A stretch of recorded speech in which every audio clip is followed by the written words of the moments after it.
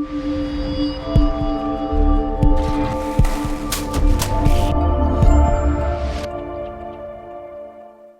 and welcome to Brian's Got Game. I'm Brian, and today I've got a game called Imhotep the Duel. Imhotep the Duel is a two-player strategy game by Phil Walker-Harding and is published by KOSMOS. In this game, players are Nefertiti and Akhenaten, and they are trying to outwit each other to build the best monuments. This plays very much like the original Imhotep that was nominated for the Spiel Jahres in 2016, but it's streamlined for two players. Players take turns placing their meeples on a 3x3 grid. When a row or column has at least two meeples, the boat can sail. When a player chooses to sail the boat, players get goods from the boat. These goods are tiles that are used to build their obelisk, pyramids, or are placed in the sarcophagus.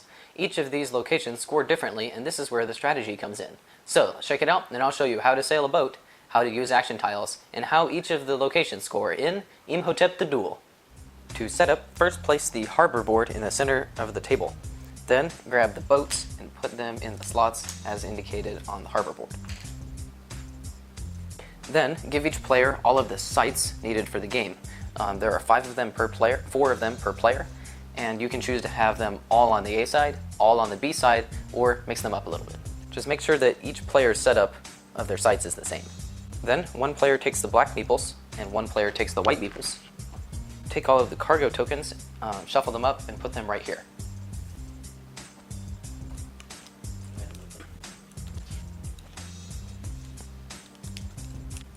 Then load the boats by placing 3 cargo on each boat.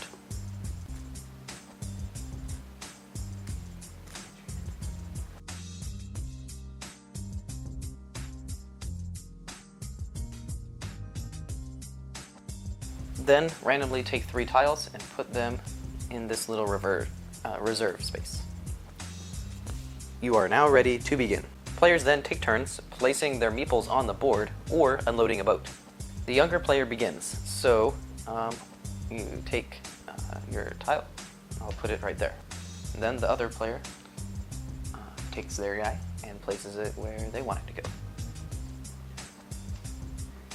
So this is in a grid, a 3x3 grid. It's separated by a white line, or a kind of translucent line. I don't know if you can see it. But it separates it into 9 different squares, and it corresponds onto the boat. So this piece corresponds to that position on the board. That one to that one, that one to that one, that one to that one, and then same thing over here. That one, that one to that one. So you continue placing. We're back to this player. We're going to put this one there, and then this player is going to put this there.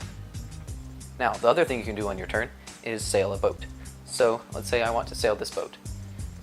You then give the tiles to the players who are on the boat. So, the white player gets this top one because they're on that spot. They get both their meeple and this tile. Then you put it where it goes. I'll do that at the end. Then white gets that one, the black gets this one. Alright, so we're going to start with this one. This is the tomb. You put this where it goes, so that's the 8. Corresponds, and the A side of the tomb makes it so each group of connected tokens is scored. So if there's 1 token, it's worth 1 point. If there's 3 touching each other, then that's 9, and it scales up to 5. Alright, and then this other one, it goes in the temple. The A side is that each circle is worth 1 point. So right now this player has 1, and then this one is worth 4 points. Alright, so then we refill the boat. And the black player sailed, so it is the white player's turn. Put that one there. So black is going to sail this boat. You can only sail a boat if there's at least 2 meeples that would take tiles from it. So they don't have to be the same color, there just has to be 2. So if I can't sail either of these boats, because there's only 1 meeple in that row. Anyway, I'm going to sail this one, so white gets the obelisk. And you just put the obelisk there, and if you have the highest one, each one's worth 1 point, and if you have the highest, it's 6 points.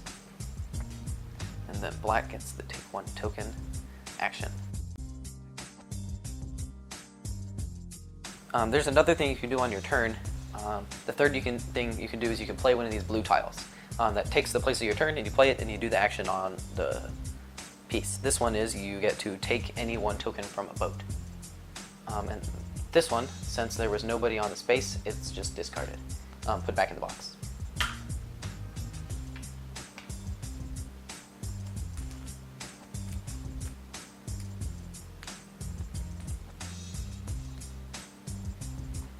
Play continues, placing your meeples and sailing ships. Something cool is that you can block people just by, let's say, I know that he's going for that pyramid, I could sail this boat later in order for him not to get that at that point in time. Let's say white sails this one, so this is the pyramid.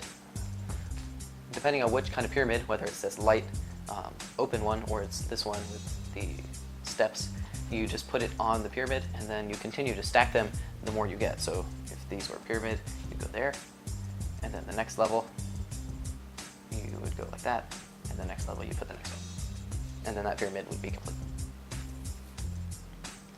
So we sail that one, I get 6, I put that on my spot, and that's it. The game ends when there are 2 boats left and one of the boats is sailed. So the game immediately ends if there's only 1 boat left.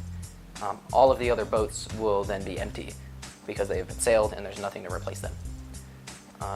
Let's say it's Black's turn and I'm going to play this token. This action takes place on my turn, and I get to choose any one of these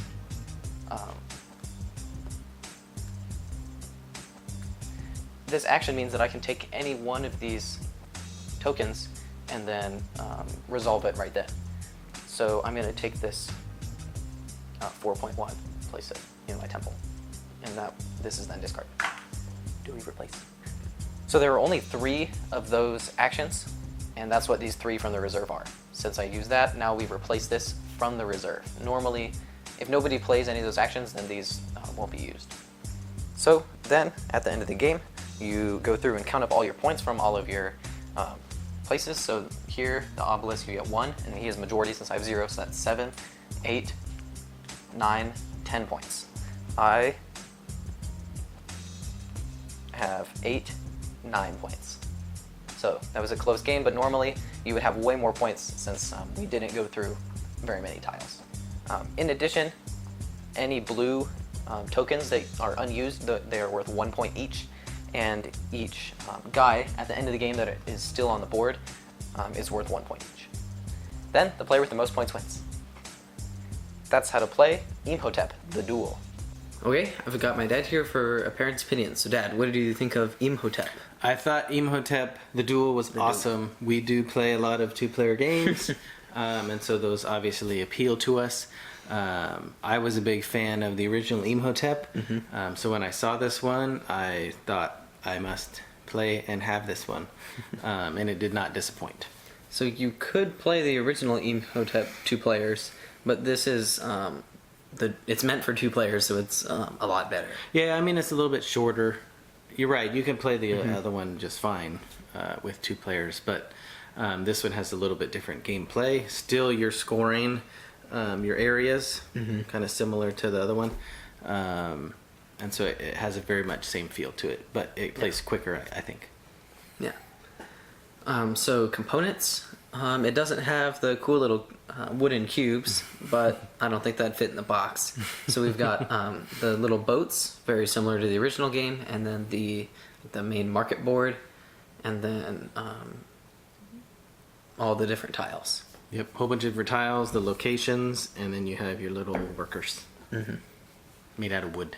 The wooden workers. Artwork. So I think it's the same guy because it looks the same. And it looks just as good as the original Imhotep, which is good. Yep. Yeah, I mean, this is, if you look at that on the shelf, it's definitely one that catches your eye, especially if you like, the Egyptian theme in that era of ancient Egypt. This, fits right in and kind of scratches that itch. So the artwork definitely goes right into the gameplay and the mechanics. Yeah. And then the box art on the front is cool. They've got Akhenaten and Nefertiti looking at each other, planning their next move. So strategy. So I noticed when we were playing that you have to do some of your I'm going to get what I want, and also I have to stop you from getting what you want. Yeah, there's definitely some of that, and then also like if you see that your opponent is going for a row or a column, like you got to throw a guy out there and at least get something. Mm-hmm. If you're gonna pull a boat, I would much rather have my guy I on get there one little thing rather than you getting all three or two and throwing one out. Mm-hmm. And so there also comes a little bit of deception there, like, well, am I making it obvious that I'm going for that row or that column, or am I just putting dudes out? So there's a little bit of that kind of bluffing going on too. And also, in the strategy, it's very replayable because of the A and B sides. And I remember playing with both, and they were very different from A to B. I remember specifically the sarcophagus one was different. Yeah, in the games that we've played, that one tends to be the big driver for the points. Because on the A side, you want to have continuous or contiguous numbers, tiles. Mm-hmm. But on the flip side, on the B one, you want to have the most sets with at least one space in between. Yeah, not touching. Yeah, and so those ones, you generally score you a lot of points. Mm-hmm. Although I did get a lot of points with those little sun things before too on the side B, because I got like 3 sets. Yeah. But you were not paying attention to what I was doing. I was not. I was building my perfect sarcophagus. With one and then a space, you were getting like all the odd numbers. Yeah, I think I got almost all of them. You did. That was quite the sarcophagus. So easy for kids. It's a really strategic game. I mean, they could play it and have fun. There are a lot of interesting decisions in placing your workers, though. Yeah, like I don't think there's really anything. I mean, there's no reading involved. Like Imhotep had some reading on the cards, but this one you're just placing your guy. I guess there's little blue tiles have some words on them, but they also have icons. Yeah. So you're right. There's nothing that's prohibiting, a younger gamer from playing this, but It's a strategy game. it's a strategy game, that's and to so be expected. you really want to be playing with somebody that's kind of on the same level, age-wise and skill-wise. So overall, I had a lot of fun with Imhotep the Duel. Just wanted to keep playing it, bring it out, and then I really like how you can bring the boat out when there's at least 2 people on it, similar to the original, but you only get the pieces where your guys are. So you could place it here, like in the middle and on the right, but then if that gets pulled away, it also influences where your guys are on the other side, because they're on the X and Y axis. Yeah, and if I see you're going after this one that's on the row, I'll sail the column, which removes your guy. Which means I can't sail that one anymore. Yeah, so now you're not on the thing that you want, but I mean you alternate turns, so you could just put your guy back on there again, and then I do it again. But anyways, there's definitely a lot of kind of push pull going on in this one, so it has a lot of good tension and a lot of good decision making. Yeah. So, Imhotep the Duel by KOSMOS. Thank you for watching Brian's Got Game. Please like us on our Facebook page. Send us a tweet at Brian's Got Game. Visit our webpage, briansgotgame.com. Subscribe to our YouTube channel. I'm Brian and this is my dad. And I'll see you next time.